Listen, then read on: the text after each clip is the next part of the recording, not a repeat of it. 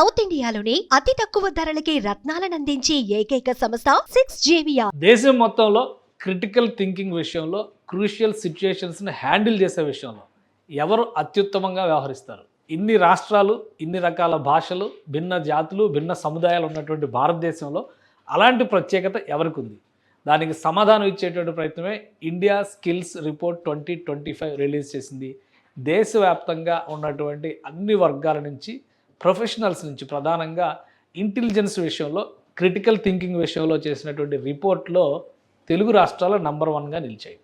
ఈ విషయం మనకు తెలియకపోవచ్చు, కానీ ఇండియా స్కిల్స్ రిపోర్ట్ మాత్రం ఇదే చెబుతుంది. ఆ డేటా చూస్తే చాలా ఆశ్చర్యకరమైనటువంటి ఫలితాలు కనిపిస్తున్నటువంటి పరిస్థితి. ఆర్టిఫిషియల్ ఇంటెలిజెన్స్కి సంబంధించి, అలానే ఏఐ టూల్స్ డెవలప్మెంట్ కావచ్చు, ఓవరాల్గా ఐటీ సెక్టార్లో మేధా సంపన్నమైనటువంటి, మేధా పరిధిలో ఉండేటువంటి ఉద్యోగ నియామకాల్లో పనిచేస్తున్నటువంటి వాళ్ళలో తెలుగు వాళ్ళ హవా ఎందుకు ఆ స్థాయిలో ఉంది?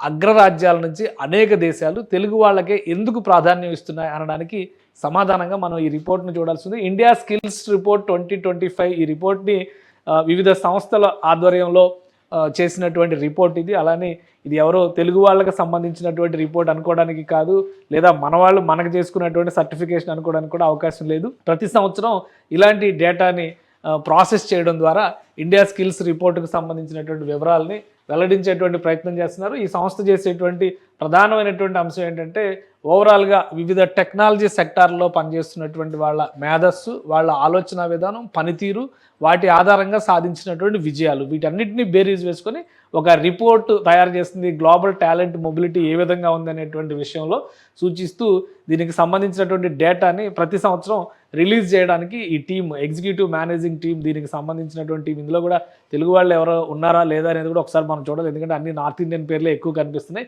సో వీళ్ళు ఒక రిపోర్ట్ రిలీజ్ చేశారు. ఈ రిపోర్ట్ ఆధారంగా చూస్తే దేశంలోనే అత్యుత్తమమైనటువంటి క్రిటికల్ థింకింగ్, అలానే స్కిల్స్ డెవలప్మెంట్ విషయంలో వీలైనంత వేగవంతమైనటువంటి గ్రాస్పింగ్ పవర్ ఉన్నటువంటి వాళ్ళు తెలుగు రాష్ట్రాలకు చెందినటువంటి ప్రొఫెషనల్స్గా గుర్తించారు. ఒకసారి చూద్దాం ఈ 10 రాష్ట్రాలకు సంబంధించినటువంటి డేటా, అంటే టాప్ 10 స్టేట్స్కి సంబంధించి ఒక డేటా రిలీజ్ చేశారు ఈ స్కిల్ రిపోర్ట్లో. ఇందులో తెలుగు రాష్ట్రాలే నంబర్ 1, నంబర్ 2గా ఉండడం విశేషం. నంబర్ 1 పొజిషన్లో తెలంగాణ స్టేట్ కనిపిస్తుంది.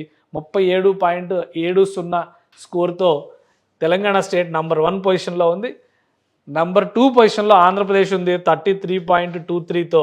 ఇది ఇక్కడ 1 పొజిషన్ ఉంటే ఇక్కడ 2nd పొజిషన్లో ఉంది. సో దేశంలో మిగతా ప్రాంతాలన్నీ కూడా ఈ తెలుగు రాష్ట్రాలన్నీ అనుసరించేటువంటి స్థితిలోనే ఉన్నాయి. మహారాష్ట్రలో 33.15, అంటే ఏపీకి మహారాష్ట్రకి 0.16 మాత్రమే డిఫరెన్స్ కనిపిస్తుంది. 3rd పొజిషన్లో మహారాష్ట్ర నమోదు చేసుకుంది. ఇక 4th పొజిషన్కి వచ్చేసరికి ఢిల్లీ ఈ స్కోర్ని అడ్వాంటేజ్ తీసుకుంది, ఎందుకంటే దేశ రాజధాని, ఇక్కడ చాలామంది సెటిలర్స్ కూడా ఉండే అవకాశం ఉంది. అది టోటల్ ఢిల్లీ టాలెంట్ అని కూడా చెప్పలేము.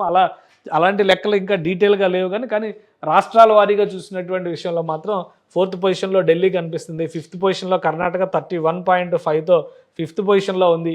మీరు ఒక విషయం గమనించి చూస్తే కర్ణాటక, ఆంధ్రప్రదేశ్, తమిళనాడు, కేరళ, దక్షిణాది రాష్ట్రాలు అన్నీ కూడా ఈ టాప్ 10 సిటీస్లో రావడం అనేది ఆసక్తికరమైనటువంటి విషయం. ఎందుకంటే మొత్తం టోటల్గా తీసుకున్నటువంటి 29 రాష్ట్రాలకు సంబంధించి, మిగతా కేంద్రపాలిత ప్రాంతాలకు సంబంధించి టోటల్గా అనాలిసిస్ చేసినటువంటి నేపథ్యంలో టాప్ పొజిషన్స్లో ఇక్కడ ఢిల్లీ 4th పొజిషన్లో ఉంటే కర్ణాటక 5th పొజిషన్లో ఉంది.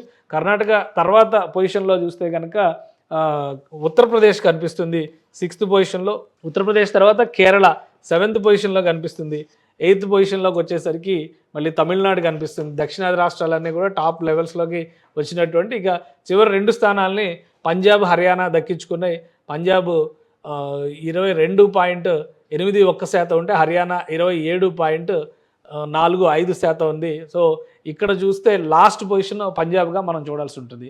సో ప్లస్ ఈ టోటల్ సినారియోలో, ఈ టోటల్ అనాలిసిస్లో ఆలోచించి చూస్తే కనుక సదరన్ పార్ట్, దేశానికి దక్షిణ భారతదేశంగా ఉన్నటువంటి ప్రదేశంలో మహారాష్ట్రను కూడా కలుపుకొని చూస్తే ఇవన్నీ కూడా స్కిల్స్ విషయంలో కావచ్చు, స్కిల్ సెట్ మేనేజ్మెంట్ విషయంలో కావచ్చు, ప్రొఫెషనల్ థింకింగ్ విషయంలో కావచ్చు, ఆలోచన విధానంలో ఏఐ టూల్స్కి సంబంధించి కానీ, క్రిటికల్ లాజిక్స్ విషయంలో కానీ ఈ రాష్ట్రాల నుంచి ఉన్నటువంటి ప్రొఫెషనల్స్ అందరూ కూడా నంబర్ 1 పొజిషన్స్లోకి వస్తున్నటువంటి వాళ్ళు, అగ్రపదాన నిలిచినటువంటి వాళ్ళు కనిపిస్తున్నారు. మిగతా పెద్ద రాష్ట్రాలు అని చెప్పుకునేటువంటి వాటిలో ఉత్తరప్రదేశ్ ఒక్కటే తన స్థానాన్ని నిలబెట్టుకోగలిగింది. మిగతా అన్ని రాష్ట్రాలు కూడా వెనుకబడే ఉన్నాయి.